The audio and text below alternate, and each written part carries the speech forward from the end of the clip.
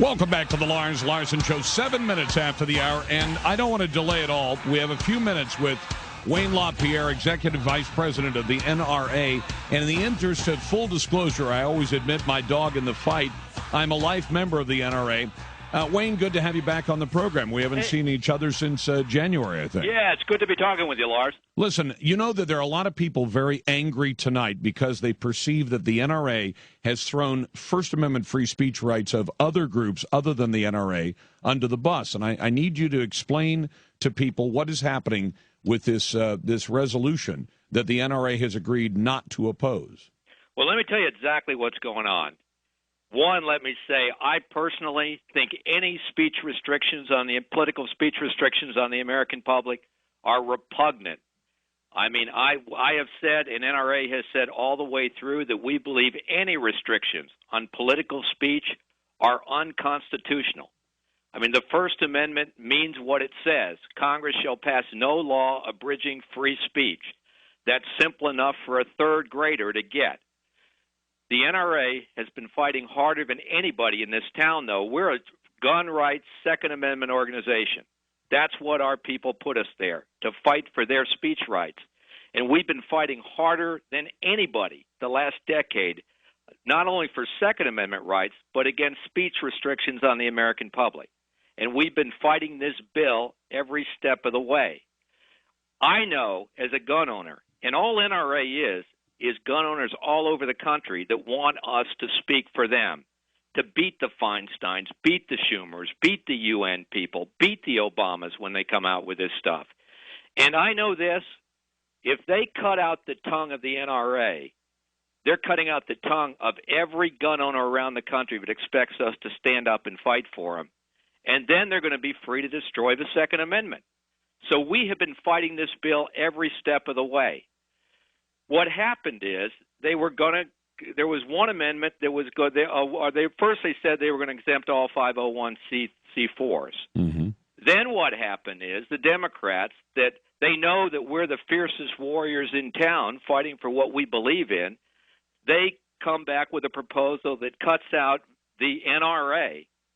Now, one, that's a good thing for gun rights. We can't afford to risk a strategy that ends up with the NRA being silenced going into the 2010 and 2012 election. Wayne, I don't want to run out of time tonight either, so I appreciate all the detail, but I understand what you're saying. It's important, it's essential. To defend gun rights, you have to be able to have free speech. Here's the problem. Did you believe they could pass this law without your help?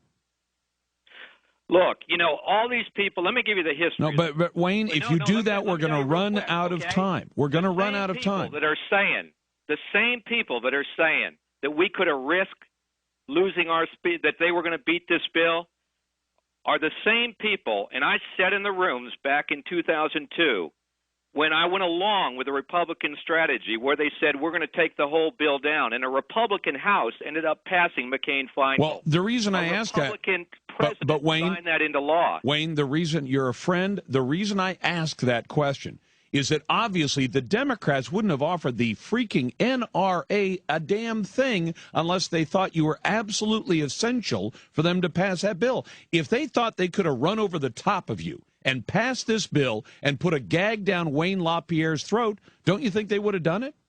I'll tell you what, as a gun owner and a Second Amendment, and I put my life on the line for the Second Amendment, I can't risk a strategy with gun owners having our tongue pulled out going into 2010 and 2012 with Obama as president and all of these threats that we face. So, what do you want us to do? Call up the Democratic leadership and say, put gun owners back in the bill. We don't want to speak.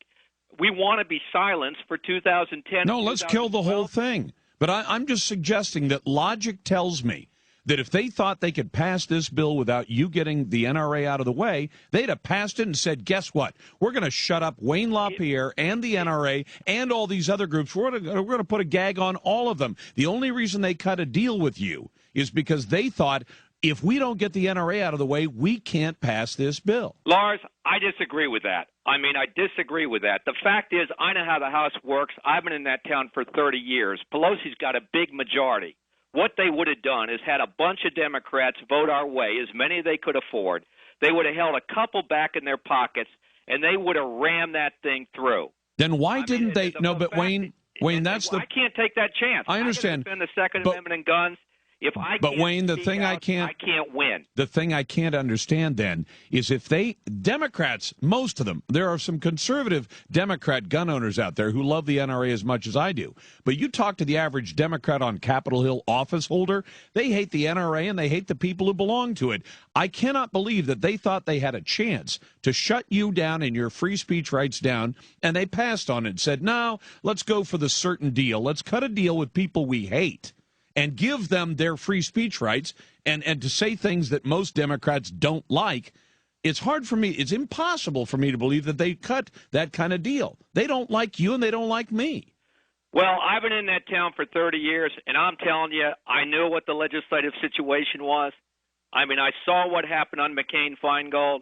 I saw what the Republicans and Democrats did in terms of speech. I mean, we could not risk a strategy. And we were fighting like hell on all this stuff, and we had to make sure the voice of gun owners was protected. I don't think anybody cut a deal. What they did is we were going to fight like hell, and they cut out the NRA, but because we're fighting like hell. Where was everybody else that is now suddenly going, oh, my gosh, I wish they were fighting as hard as the NRA? This isn't our bill. We don't support this bill. No, but on the other hand, did you agree in exchange for being exempted, did you agree not to oppose it? We're not in it anymore, but I've already told you, we think it's unconstitutional. We think the court's going to throw it out. I mean, how can I be any I know clearer? It's a tough spot to be in. Restrictions on the American public are bad policy. But, Wayne, when you say you didn't cut a deal, when they say any organization with more than 1 million members in existence more than 10 years, less than 15% from corporations, and membership in all 50 states, how many organizations does that describe? You're right. They're talking about the NRA because our members and the NRA have fought harder for decades in this town than anybody else politically. We have saved the Second Amendment in this country.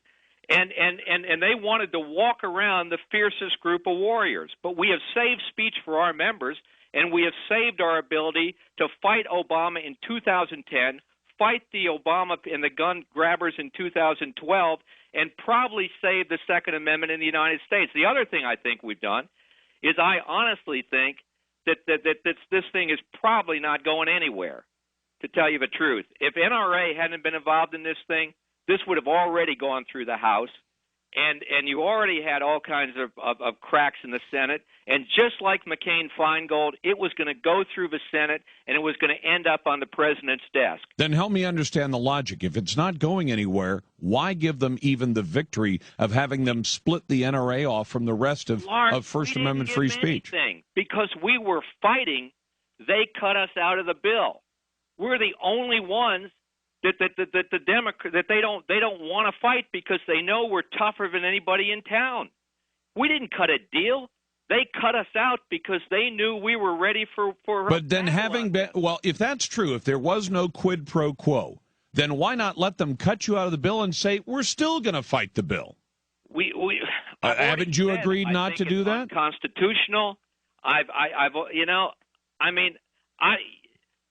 There's a lot of amnesia going on here on all this stuff. I mean, nobody has fought speech restrictions hard over the last 10 years in the NRA. We understand that. But here's the problem. If they've cut you out of the bill, now you're free to oppose the bill, except that it sounds like you've agreed not to oppose the bill. Am I wrong? We aren't in the bill anymore. But I'm saying we think it's unconstitutional. Will you fight the bill then? Will the NRA take a position on Capitol Hill in opposition to this bill? We think speech restrictions are bad policy on the American. I know the box you're trying to put me in. No, I'm not trying. I'm just saying logic. I would do this to myself. I do this to my family and friends. They come to me and say, "There's nothing I can do," and I go, "Well, if they've cut you out of the bill, you're now free to oppose it." Well, but you're telling me that if you start opposing it, they're going to take that exemption out and throw you back in the bill. And I'm saying to you, if they can't get. Here's what I'm saying.